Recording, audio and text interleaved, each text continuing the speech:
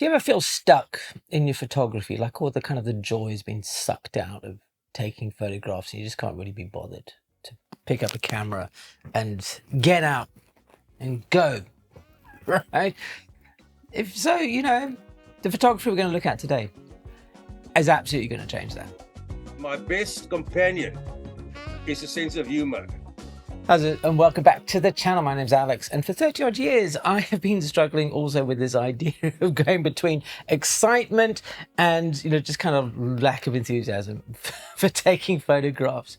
But every time that I do, I come back to this photographer who we're going to look at today, and I just get a smile on my face, and it makes me enthusiastic to get out. And as he says, if you go, you get. So who is this mystery man we're talking about? Well, it's one of my favorite photographers. It's a chap called Obie Oberholzer. This is his first book. This is not him. This is another lady who the camera's now decided to focus upon. So she apparently is the most important thing here. Well, that's cool, because yes, this is about the photographs, not about me, right? So this is his book, Obie, Aries Fontaine to Zur Fontaine.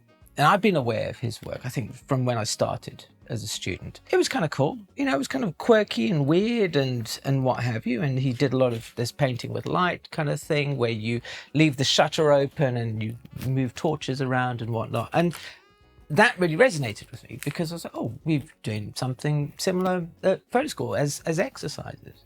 But here he's doing it in a creative way. Just like, Now, at this point in my photography career, I was a very serious, earnest photographer. Everything had to be, And I thought that all great photographers were like that. I'd seen videos of, Ansel Adams and, all the other, the greats. And when they talk, it didn't seem like they were just, to use a South African phrase, having a jaw. Right, so jaw is kind of like just having fun, right? I'm sure they were enjoying the process, but it never came across as that. I think the closest idea that I can think of, in the modern world, this is more widely known, might be William Eggleston. But then again, he has like a kind of like a 0 F's given approach, rather than just like, hey, kind of cool, this is fun, And so when I went to a photo school trip at the foot of the Drakensberg, it must be about 1994. There, up on stage, Obie had been invited to talk. And I thought, oh, this is great. Your pearls of wisdom will drop from it. And they were pearls of wisdom, but not in the way that I expected. Now, at this point, I should probably make a note that Obie's work, it's pretty cool. And as I've said a number of times, but also it comes with little stories attached to them. And he's got his name as a Hannes Witboy and a bike called Kit just outside Aries Fontaine. And I quite liked those little stories, but because at that point I'd not heard Obie speak or I'd met him and stuff like that, they didn't quite resonate with me as the way that they were going to later on.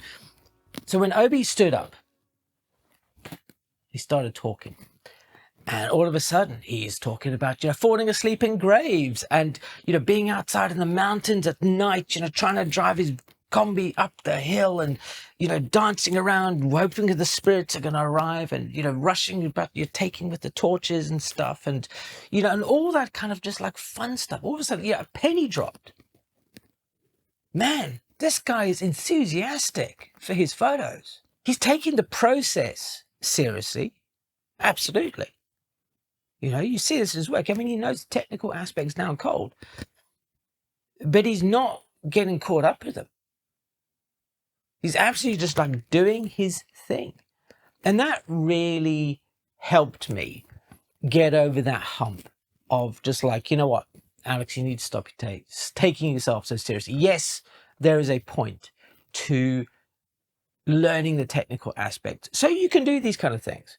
But once you know it, don't get hung up on specifics or whether or not that's right or things. If I'm looking at, one of his photographs here, we've got this awesome, it looks like a sandy desert kind of thing. There's, the corrugations here in the sand. This is all purpley into the sunset. And there's this awesome light trail going whee sort of through there off into the distance. And it's possible that that's Obie himself, because I know in the past, like, he would do things like he set up the tripod in the middle of nowhere, open up the camera for the exposure, take his car for a drive and come back like a half hour later, right? And this all kind of stuff is happening in his camera, so he's not knowing what's going to happen, or the result's going to be like, until he sees it later on when it's all processed. But he's kind of looking at it and go, do you know what, I don't like, a lot of people might sit there, you can imagine these days, if you put this up on, like a photo critique, oh man, there's the horizon, what's it doing there? It would be so much better if you cut it out and maybe dodge some of this bit, or, there's a little thing there and there's a thing that's doing, that's all kind of needs to get rid of, right? And that kind of stuff, I think, that's where we kind of start to, well, certainly I would get bogged down with thinking about photography too seriously. Like, it's got to have a depth, it's got to have a meaning, it's got to have a real social commentary or something. But Obie's just like sitting there, he's going, man, I found something interesting and I'm going to photograph it in a cool, interesting sort of way. That's as simple as it needs to be. I really, I can't stress this enough, that I appreciate there are times when people want to have a meaning and a purpose in their photography, but it doesn't always have to be like that. Sometimes it can just be a cool, or to use another South African word, kiff photo that you enjoy taking. In a recent cohort, and there's another one starting next week, so if you're interested, there's a couple of spaces left, go description box below and stuff like that. So anyway, he spoke to our students. On this road that we all on, when I started off, it was straight photography and concern photography and this photography and street photography, and they often ask me, what are you? I just a photographer. Like, for instance, they interviewed the Beatles, and they came to Ringo's store, and they said, and what do you do? And he said, well, I play the drums, but mostly I play the fool. And I quite like that, I play a lot of fool, because my best, when I go on these trips, overland trips, and hum and haw and sing a song, is that my best companion is a sense of humor. And I was pleased to see that enthusiasm, that, inspiration to go off and just get things and to really just lean into the process of having fun when you take the photographs is still there. It is absolutely infectious. And if you want to apply this in your own photography, I think, if I look at Obie's work across the years, how he's changed and, he's evolved. I mean, because obviously, he's grown. We're looking at somebody's work that has been, the span of my lifetime. And you can see there's certain little bits that keep on showing up again and again, little motifs, the hands on the walls where he takes his hand and he pops the flash gun, you go, puff, puff, puff, puff, which is like those little, the pictures from the caves with the little kids, and they take a reed and spit some paint onto their hands.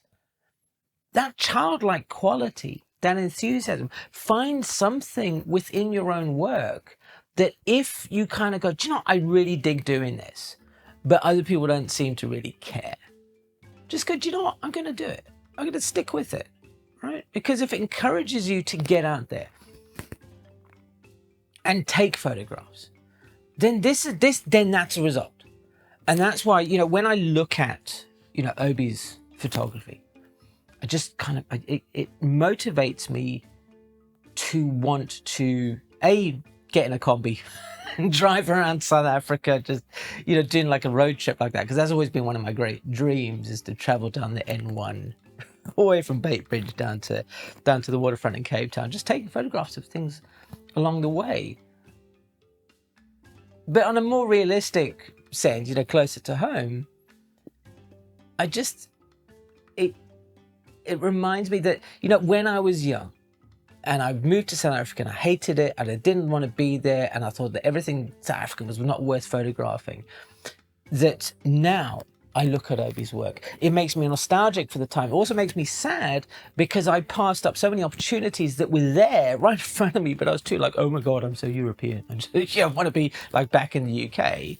This is before Brexit, right? When the UK was part of Europe, right? But now, okay, I'm older and wiser and stuff like that. I can go, do you know what? All right, I'm just going to take that enthusiasm and I'm going to run with it. and I'm just going to take photographs that make me smile. And, you know, if they make other people smile, if, you know, then that's job done. And I hope that inspires you to get out there. And as Obie said, you go, you get, you go, you get. You're going to go and you're going to check out this whole video about him right now where I interview the man and you can get a feel for his infectious enthusiasm yourself. Thanks ever so much for watching. I've absolutely enjoyed chatting with you and I hope you like his work and I'll see you again soon.